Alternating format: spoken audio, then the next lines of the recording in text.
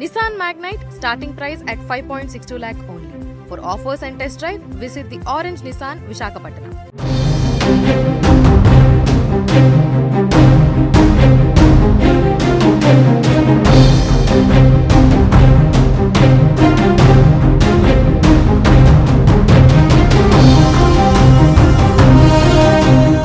విశాఖ జిల్లా అక్కయ్యపాలెం శ్రీనివాస నగర్లో పిల్ల పార్వతి అనే మహిళ హత్య కేసును కేవలం 2 గంటల్లోనే ఛేదించడం జరిగింది.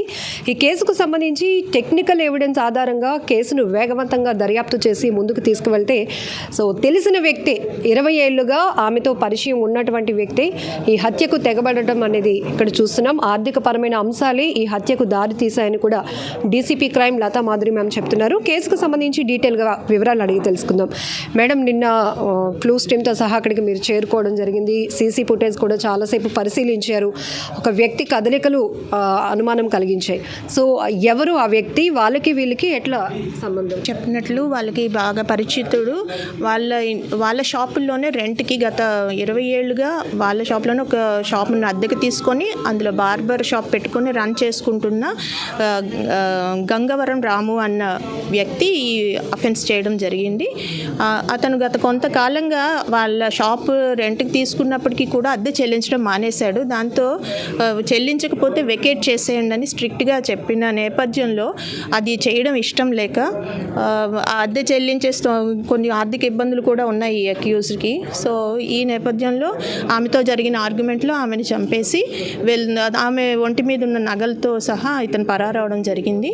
కానీ మనకు ఇన్వెస్టిగేషన్లో ఒక 2 అవర్స్లోనే అతన్ని ట్రాక్ చేసి సైంటిఫిక్ ఎవిడెన్స్తో అరెస్ట్ చేయడం జరిగింది. ఈరోజు అతను రిమాండ్ కోర్టు తరలించాం.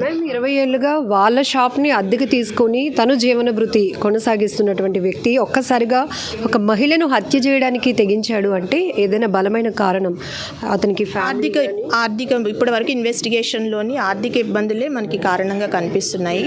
ఫర్దర్ ఇంకేమైనా రీజన్ ఉంటే ఇన్వెస్టిగేషన్లో తెలుస్తుంది. ఇప్పటికైతే ఆర్థిక ఇబ్బందులే, చెల్లించలేకపోవడం, ఇప్పుడు ఖాళీ చేస్తే పెట్టిన పెట్టుబడి వృధా అయిపోతుంది అనే బాధతోటి ఆమెతో జరిగిన ఆర్గ్యుమెంట్లో ఆమెను చంపేసి ఉన్న నగలతోటి పరారయ్యాడు అతను. మ్యామ్, నిన్న ఏ సమయానికి రాము వాళ్ళ ఇంటికి వెళ్ళాడు? వెళ్తున్నప్పుడే ఉద్దేశపూర్వకంగానే ఆమెను హత్య చేయాలని వెళ్ళాడా, లేకపోతే ఇంట్లో డిస్కషన్ తర్వాత ఆ నిర్ణయం తీసుకోవాల్సి వచ్చిందా? అట్ ది సేమ్ అక్కడ కారం జల్లి ఉంది, ఆమెను కూడా కొంత స్ట్రగుల్ చేసి చంపాడు అని అంటున్నారు. మిమ్మల్ని కూడా డైవర్ట్ చేసి, అంటే డిపార్ట్మెంట్ని డైవర్ట్ చేయడానికి ఆయన ఏమైనా ప్రయత్నించడమా? ఖచ్చితంగా ప్రయత్నం చేశాయండి. తను ముందు కూడా రెకీ నిర్వహించినట్టు తెలుస్తుంది. అలాగే 6:30 ప్రాంతంలోని అక్కడికి ఎంటర్ అయ్యి ఈమె ఒంటరిగా ఉన్న టైం చూసి ఆమెని ఇది ఆర్గ్యుమెంట్ కూడా జరిగింది. అతను చూడగానే అద్దె విషయమే ఆర్గ్యుమెంట్ జరిగింది. చంపేసి నగలతో వెళ్ళిపోవడం జరిగింది. దగ్గర 7 ఆ ప్రాంతంలోని ఇతను వచ్చినప్పుడు వైట్ షర్ట్ వేసుకొని, ముందుగానే 2 షర్ట్స్ వేసుకొని వచ్చినట్టు కూడా తెలుస్తుంది. అది సైంటిఫిక్గా కనిపించింది మనకి. వెళ్తున్నప్పుడు బ్లాక్ షర్ట్ పైన వేసుకొని వెళ్ళిపోయాడు. అది మిస్లీడ్ చేయటం కోసం. అలాగే కారును కూడా చల్లేశాడు. సీన్ అంతాను చాలా పెనుగులాట అయితే జరిగిందండి. ఆ గ్లాసెస్ పగిలిపోయినాయి. ఈ హడావిడిలో అఫెండర్ తన ఫోన్ను కూడా అక్కడ జార విడుచుకొని ఆ హడావిడిగా వెళ్ళిపోవడం జరిగింది. ఇది ప్లాన్డ్గా చేశాడు, ప్రీ ప్లాన్డ్గానే. అట్లాగే అక్కడి నుంచి వెళ్ళిపోయిన తర్వాత ఆ బట్టలను కూడా వాష్ చేయడానికి అన్నీ కూడా, అంటే ట్రాక్ చేయడం కష్టతరం చేయడం కోసం అన్ని రకాల చర్యలు తీసుకున్నాడు. బట్ అతనికి సాధ్యం కాలేదు. 2 అవర్స్లో దొరికిపోయాడు. మేము సీసీ ఫుటేజ్ మీరు వెరిఫై చేస్తున్నప్పుడే వాళ్ళ హస్బెండ్ని పిలిచారు, వాచ్మెన్స్ని పిలిచారు, ఆ లొకాలిటీలో ఉన్న అపార్ట్మెంట్ వాసుల్ని పిలిచి ఈ వ్యక్తిని మీరు ఎప్పుడైనా చూసారా అని కూడా అడగడం జరిగింది. ఎవరు కూడా దాన్ని గుర్తించలేకపోయారు. అంటే పక్కింట్లో ఏం జరుగుతుందో మరో పక్కింటి వాళ్ళకి, ఎదురింటి వాళ్ళకి, అంటే 20 ఏళ్ళుగా అది కూడా వాళ్ళకి ఒక పరిచయం ఉన్నప్పటికీ కూడా ఎవరు గుర్తించలేనటువంటి పరిస్థితి. ఇది ఒక అపార్ట్మెంట్ కల్చర్లో ఈ తరహావి కొన్ని క్రైమ్స్ ఎవిడెన్స్ దొరకకపోవడానికి కూడా కారణం అనుకోవచ్చు. కొంచెం దీని ద్వారానైనా కొంచెం మేల్కోవాలి పబ్లిక్. తన విసినిటీలో ఏం జరుగుతుంది, కనీసం నైబర్స్ గురించి, పరిసరాల్లో ఏం జరుగుతుందన్న ఒక అలర్ట్నెస్ ఉండాలి అని మేము అడ్వైస్ చేస్తున్నాం. ఆ అవేర్నెస్ ప్రోగ్రామ్స్లో కూడా దీన్ని కొంచెం విస్తృతంగా ప్రాధాన్యత ఇస్తామండి. మేము బంగారం రేటు అంతకంతకు పెరుగుతోంది. చైన్ స్నాచింగ్లు కావచ్చు, ఈ మర్డర్స్ కూడా చాలా వరకు దోచుకొని వెళ్ళిపోవడమే కాదు, ఆ సమయంలో మనుషులు ప్రాణాలు తీయడానికి కూడా వెనకడుగు వేయటం లేదు. ఇక్కడ ఈ వ్యక్తి తనకున్న అప్పులు తీర్చుకోవడానికి ఈ బంగారం తీసుకు వెళ్ళిపోవాలి అనే ఉద్దేశం కూడా ఉందా? అది ఉండొచ్చండి, మనకి రివీల్ చేయలేదు, బట్ అదే ఉద్దేశంతో. తన ఇబ్బందులన్నీ తీరిపోతాయని కూడా అనుకున్నాడు. అందుకని బంగారం తీసుకుపోయడం జరిగింది.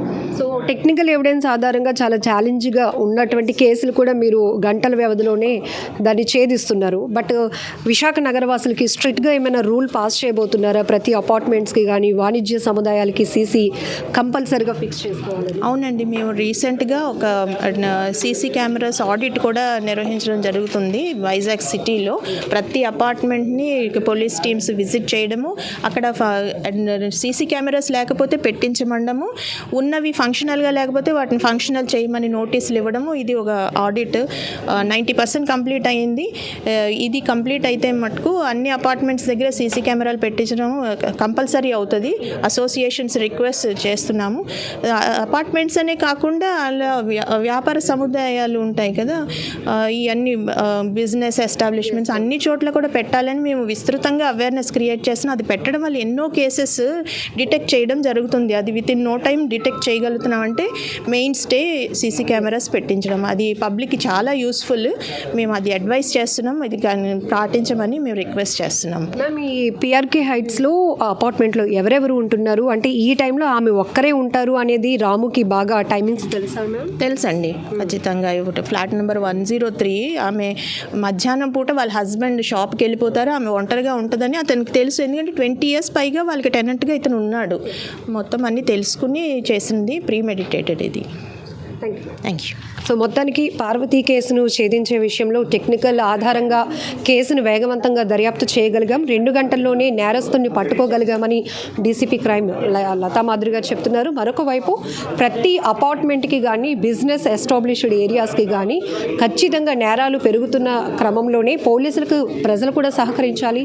సీసీ కెమెరాస్ తప్పనిసరి చేస్తూ ప్రతి ఒక్కరికి ఇన్స్ట్రక్షన్స్ పాస్ చేయడం కూడా జరుగుతుందని చెప్తున్నారు. మరొక దురదృష్టకరమైన ఘటన ఏంటంటే, ఈ రకమైన హత్యలు జరిగినప్పుడు ఎవరినైనా నిందితుల్ని అనుమానించడం కావచ్చు, గుర్తించే విషయంలో ఎదుటి వాళ్ళు పక్క వాళ్ళు కూడా తెలుసుకోలేకపోతున్న పరిస్థితి ఉంది. అంటే దీనిపైన కూడా కొంత అందరికీ ఒక అవేర్నెస్ ఉండాలి అని కూడా చెప్తున్నారు. ఎందుకంటే అక్కయ్యపాలెం లాంటి ప్రాంతంలో ఒక మహిళను 6 గంటలు 5:30 ఆ ప్రాంతంలో హత్య చేసి ఎవరికీ తెలియకుండా ఒక వ్యక్తి అక్కడి నుంచి పరారైపోయాడు అంటే ఇది చాలా దురదృష్టకరమైన ఘటన అనే చెప్పొచ్చు. ఏది ఏమైనప్పటికీ కూడా ప్రతి ఒక్కరూ అలర్ట్గా ఉండాల్సిన అవసరం ఉంది.